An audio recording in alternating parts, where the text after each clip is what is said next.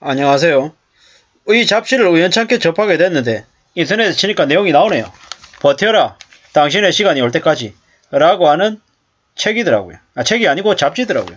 간략한 잡지였고 이 내용들을 종이로도 접하고 또 이렇게 인터넷상에서도 나오는 걸 보니까 되게 좀 신기했습니다. 내용은 조금 다를 수 있는 것 같더라고요. 끝날 때까지 끝난 게 아니다. 미국 야구의 전설 요기 베러가 한 말입니다. 그는 꼴찌였던 뉴욕 매치를 1등으로 만들었습니다. 버티기라고 얘기하면 요기 베러가 떠오른다라고 얘기하죠. 누가 봐도 어려운 상황이지만 그는 끝까지 포기하지 않았고 누군가는 미련하다고 했지만 그는 기다렸습니다. 물론 버틴다고 버틴 끝에 무조건 성공이 오는 게 아니죠. 어떨 때는 끝까지 기다렸지만 그 끝에 아무것도 없는 걸 수도 있다라는 거죠. 하지만 우리는 언제든지 잘 견딜 수 있어야 된다는 생각을 해봅니다. 요새 말로는 존버라고 하죠. 존버. 하지만 존버가 현재 상황을 유지하기 위해 버티는 게 아니라 합리적인 타이밍을 기다리고 그 타이밍에 자기의 실력을 펼치기 위해서 노력하면서 버티는 의미라고도 얘기합니다. 잘 생각해 볼 필요가 있는 거죠. 각자의 이유를 찾아서 버텨내는 사람들이 있다라고 합니다. 살다 보면은 누구나 한 번쯤은 버텨야 하는 시간들이 온다라고 얘기하는데요. 그게 언제나 좋을지 안 좋을지 사실 알 수 없다라는 거죠. 근데 확실한 건 뭐다? 기다리고 두고 보고 좀 보자라는 거죠. 살다 보면 힘들고 어려울 때가 많더라는 겁니다. 모든 게 끝났다라고 생각할 때 그때 어쩌면 또 다른 기회가 올지도 모른다라는 거죠. 저는 저대로 지금 현재의 삶을 버티고 있습니다. 괜찮은지 안 괜찮은지 잘 되고 있는지 아닌지 답답할 때도 많죠. 근데 그럼에도 불구하고 지내고 있다라는 거죠. 이 내용들을 이제 보는데요. 이런 거죠. 스스로 빈나이까지 걸린 시간이 87,600시간. 이게 뭔지 잘 모르겠습니다. 하지만 이런 거죠.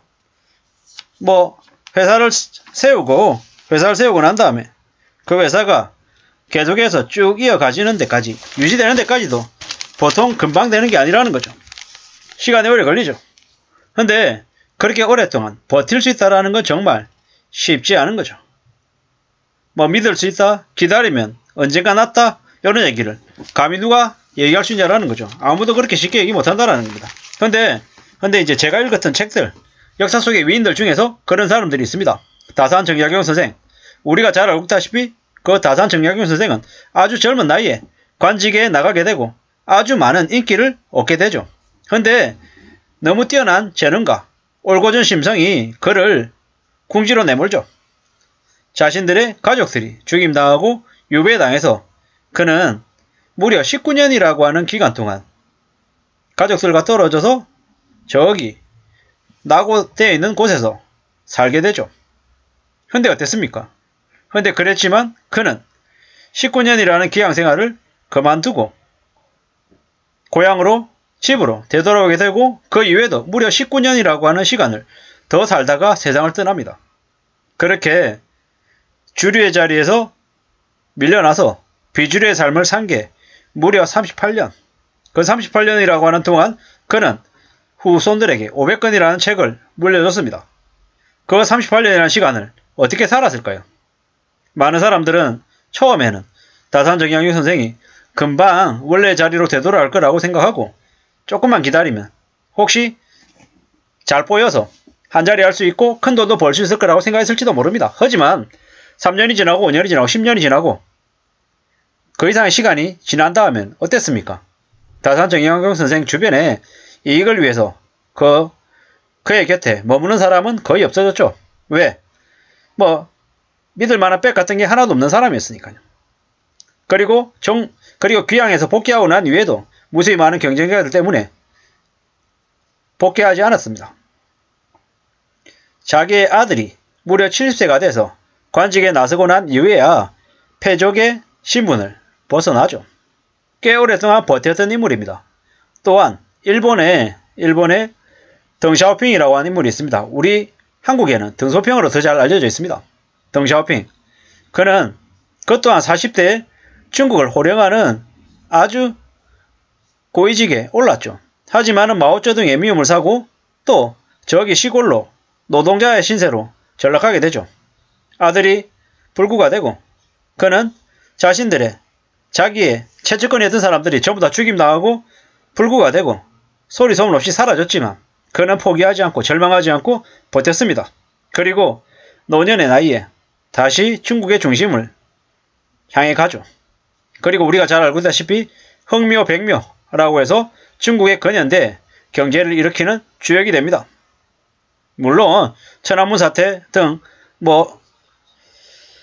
어두운 부분들이 분명히 있긴 하지만 중국의 근현대 덩샤오핑을 빼고는 절대 얘기할 수 없죠. 이웃 나라 일본에서도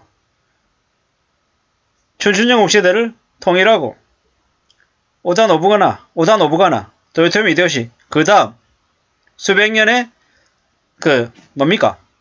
일본의 안정을 이끌어왔던 도쿠가와 가문 이에야스라고 하는 인물, 그 또한 인내의 대명사죠. 아주 거창한 예를 들었습니다만은 버틸 수 있을 때까지 버틴 이후에 자신의 뜻을 펼쳤던 위인들을 말씀을 드렸던 거고요. 그 외에 나머지 우리가 알고 있지 못하는, 하지만 우리 주변에 있는 아주 많은 버티고 있는 사람들이 있더라는 겁니다. 그런 사람들이 있었기 때문에 우리의 삶이 괜찮아지지 않나, 또 앞으로 희망을 가질 수 있지 않을까, 이런 생각들을 해봅니다. 비록 지금 내가 가지고 있는 처지가, 내 상황이 암울하고 어둡다 하더라도 포기하지 말고 버티고 또 묵묵히 살아낸다라고 하면 어떻게 되겠습니까? 삶이 괜찮아질 수 있다, 희망을 만들어낼 수 있다는 말씀을 감히 드리고 싶습니다. 온라인 유통에 제가 종사를 하고 있습니다. 무수히 많은 사람들이 들어오고 나가고 변화무쌍한 곳입니다. 어제 했던 일이 오늘 통용되지 않고 오늘 했던 일이 내일 유효하지 않은 곳이 여기입니다. 하지만 그럼에도 불구하고 버틸 수 있을 때까지 버텨보고 싶습니다. 누가? 제가 말이죠. 제가 이 온라인 유통에 있을 수 있는 데까지는 정말 오래오래 버티고 견뎌서 나중에 많은 사람들의 입에 오르내리는 일이 있더라도 묵묵히 참고 견디면서 버티겠습니다. 그리고 난 이후에 버티고 인내한 그 인내 직장인 중에 한 명이 되어보겠습니다. 인내하는 직장인, 버티는 직장인이 돼서 그 어느 누구도 무시 못할 존재로 마감하고 싶다라는 생각을 해봅니다. 물론 지금은 아니죠. 지금은 손가락질 받고 조롱받고 비웃음의 대상이 될 수 있다 알고 있습니다. 그럼에도 불구하고 백의종군하고 오랫동안 실무자로서 일하고 또 일할 생각을 해봅니다. 아무쪼록 창피한 제 얘기를 말씀드렸습니다만은 참고가 되시면 좋겠고요. 버틸 수 있을 때까지 버텨서 자신의 삶을 잘 유지해 나가는 저와 여러분들이 되기를 간절히 바라겠습니다. 감사합니다.